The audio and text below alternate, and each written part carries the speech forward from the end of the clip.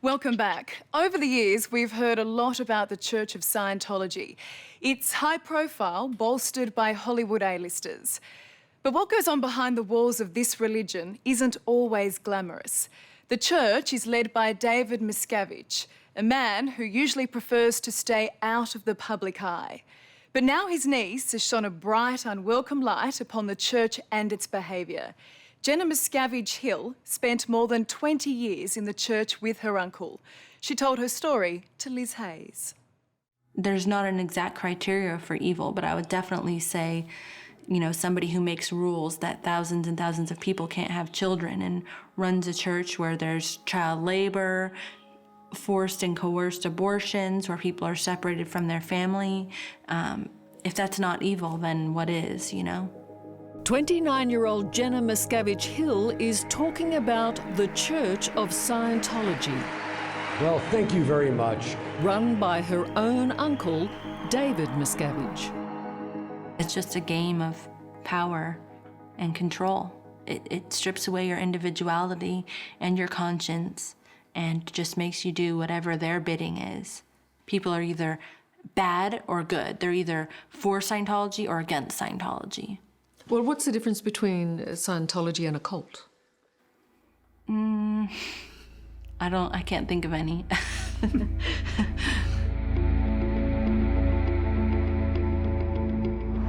Scientology established its first church here in Los Angeles in 1954. It's always attracted controversy, not the least because its creator, the late L. Ron Hubbard, was a science fiction writer with, let's say, some interesting views. But over the years, the church has been accused of, at best, bizarre behaviour and, at worst, criminal conduct. Now, what Jenna Miscavige Hill, the church leader's niece, has to say, casts yet another very dark shadow over the church. For most of her life, Scientology was all Jenna Miscavige Hill had ever known. From childhood, she lived in the inner sanctum of the church. Her parents and grandparents were Scientologists, and it was where she met her husband, Dallas. Church is first. Right, before family, before friends, especially before yourself. And that became clear, says Jenna, from early childhood. Her parents were part of the clergy, or Sea Org as they're called, and according to Jenna, spent long periods away from their children. From when I was 4, I started only seeing them once a week. And then from when I was 12 until I was 18, I saw my mom twice, and my dad 4 times. And the majority of those times were for less than an hour. Well, of course, from an outsider's perspective, I'd be saying, well, why weren't your parents trying to contact you? It's hard, like it's this whole mind control business. To see that that was a bad situation, they would have to see their whole world crumbling down. When she was 6, Jenna was sent here, to the Ranch, a Scientology boarding school just outside of Los Angeles. It was run like a military-type school. Everything we did was very regimented. We did manual labor for 35 hours a week, and it was anything from like digging ditches for irrigation to hauling wheelbarrows full of gravel to make cactus gardens, to hauling rocks to make rock walls, to weeding for fire breakers, things like that. And it was here that Jenna says that she signed away her heart and soul. At just 7 years of age, she signed a contract committing her to 1 billion years with the church. Did you know what you were signing? I mean, I knew that it was 1 billion years, but it was more, and I knew that that's what my parents did, but it was more that I didn't know that I had any other option, you know? Well, a 7-year-old signing a billion-year contract sounds outrageous. Right, yeah, but it did bind me emotionally and mentally, and, you know, I wanted to be loyal and keep that contract. I never thought that I ever wouldn't. Dallas, did you sign a billion-year contract? Yeah, when I was 18 and joined the Sea Org, I signed. And you didn't hesitate? No, at first I had someone yelling at my face and telling me I was evil for not signing it because I wanted to be an actor and to go off and do normal stuff. So yeah, it took about a few months of constantly interrogating me and pressuring me and telling me that's the greatest thing in the world. 75 million years ago, the galaxy was ruled by a tyrant named Xenu. One day, Xenu rounded up various wrongdoers and imprisoned them in volcanoes on Earth, which was then called Tidiak. This is the world according to church founder L. Ron Hubbard. Hydrogen bombs were dropped on them. Then their spirits, called Thetans, were trapped in humans. And that is the cause of all our sufferings. Only through Scientology can our Thetans be cleared. Do you ever think that you might be quite mad? Oh, yes. The one man in the world who never believes he's mad is a madman. Hubbard died in 1986, but his teachings, based seemingly on a mix of science fiction and psychoanalysis, continues today. We had pictures of him in every room, pretty much. You know, we had to clap to his picture at the end of every day, several times a day even. Since its inception, Scientology has come under intense scrutiny, but never more so than now, after a number of former church members have made serious allegations of abuse and mistreatment. You're not encouraged to have children, are you? Or are you banned from having children? Well, regular Scientologists are allowed to have children, but members of the Sea Org are not allowed to have children. And if you fell pregnant, what would happen? Many people are coerced into having abortions, guilted into it, told that, well, you're not following your billion-year contract, you're betraying us. Because that's a serious allegation to make, that you're encouraged or made to think that an abortion is an appropriate action. It is serious, but it's completely true. It's like many people, many friends of mine, I've even seen it happen in some cases. So yes, it's very serious, but it's completely the truth. For those who broke any of the church rules, punishment could take many forms. Dallas claims it meant being locked in the basement of this building. We had premarital sex and we got in trouble, and I was in the basement for 2 weeks and told that if I didn't cooperate, I'd never see Jen again and I'd never see my parents again. The church has categorically denied Dallas's allegations. Scientology owes much of its high profile to Hollywood and a number of its stars who have embraced the church, including Tom Cruise. I do what I can, and I do it the way I do everything.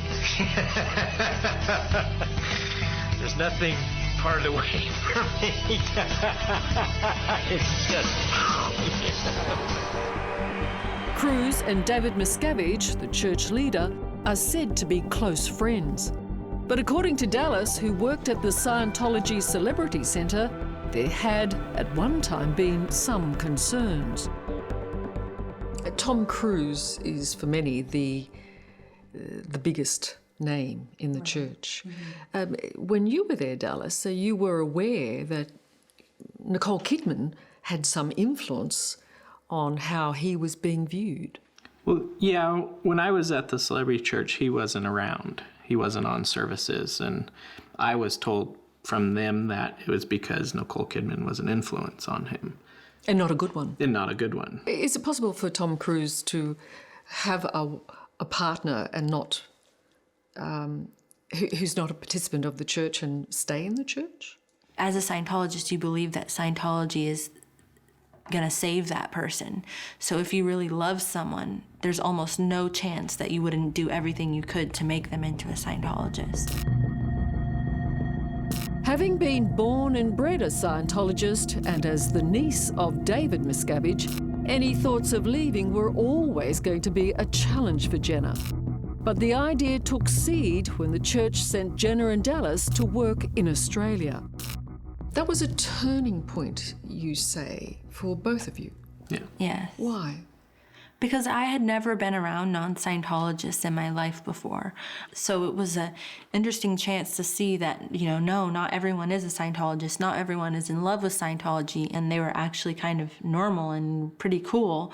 And all of a sudden you could see everything for what it was, how controlled it was. The decision to leave the church caused Dallas and Jenna enormous heartache. They claim they were pressured to stay, with threats they would lose all contact with their families. Jenna says she considered suicide. You did stand on a ledge and tell them you would jump. Mm-hmm. That's a fairly extreme position to take. That was the only option I had. I mean, they had taken everything else away from me. They'd taken away my family. They'd moved me away from my friends so many times. Now they were taking Dallas away. What else could I do? All I knew is that the church feared bad publicity. It seems to me it still hurts you to this day. Yeah, for sure. Yeah. Tough. Sorry. It's okay. Clearly it was a terrible time. Yeah, I mean, there's, who knows what would have happened. That's the scary thing, is they have so much control and so much mind control over you that you just are at their whim. Castle Canyon School was a big property. It was beautiful. It was a nice place for kids to grow up. The church has denied all of Jenna's allegations, describing them as tabloid tales which should be taken with a grain of salt. And it has set up a website to refute her claims about the ranch. I love the experience. It was very heartwarming. I mean, this is amazing. Like, who gets an experience of working on a farm these days? Well, of course, the church has declared that you're a liar. Mm-hmm. Are you a liar? No, everything I'm saying is completely true. The church is the liars, I mean, there's so many stories like mine out there that corroborate each other and that they just can't keep a handle on it anymore. You are accused of exploiting your uncle's name. Mm-hmm. You're cashing in on being a Miscavige. Right. I mean, it's just like what I'm saying is the truth. If by nature of me having his name brings more attention to it, then awesome, because it should. Jenna and Dallas now live in Southern California, and Jenna has written a book about her time in the church. I feel like now, finally, I feel like I know myself, I have my own family, I know what I want. They're parents to children Archie and Winnie, and are now living the life they say they almost lost. We're all different, we all have something to give, and so to me, the fact that Scientology takes away the chance for people to live their lives and be who they are, to me, that's what makes it dangerous. It's like a crime against humanity, against life itself. Hello, I'm Tom Steinfort. Thank you for watching 60 Minutes Australia. Subscribe to our channel now for brand new stories and exclusive clips every week. And don't miss out on our extra minutes segments and full episodes of 60 Minutes, which are on 9now.com.au and the 9Now app.